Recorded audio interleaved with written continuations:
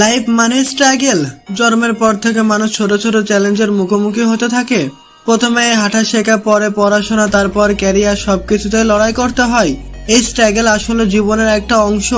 অনেকেই ভাবে স্ট্রাগল মানেই কষ্ট, কিন্তু আসল সত্য হলো এই কষ্টগুলো আমাদের তৈরি করে শক্তিশালী মানুষ হিসাবে। যেমন অন্ধকার না থাকলে আলোকে কেউ গুরুত্ব দিত না, তেমনি জীবনে সমস্যা না আসলে সাফল্যের মিষ্টি স্বাদ পাওয়া যায় না। স্টুডেন্ট লাইফে স্ট্রাগল হলো ভালো রেজাল্ট আর স্বপ্ন পূরণের চেষ্টা, এবং ক্যারিয়ার শুরু হলে নতুন চাপ আসে, চাকরি পাওয়া, পরিবার চালানো, নিজের স্বপ্ন টিকিয়ে রাখা। আর এই যাত্রাটা এতটা সহজ নয়। ব্যর্থতা, হতাশা, অন্যের সমালোচনা সবকিছুকে পাশ কাটিয়ে এগোতে হয়। কিন্তু একটা জিনিস মনে রাখা জরুরি, স্ট্রাগল কখনো স্থায়ী নয়।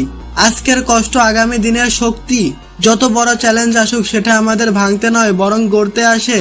তাই যখনই কঠিন সময় আসে তখন আমাদের নিজেকে প্রশ্ন করা উচিত, আমি কি হাল ছেড়ে দেব নাকি আরো শক্তভাবে দাঁড়াবো।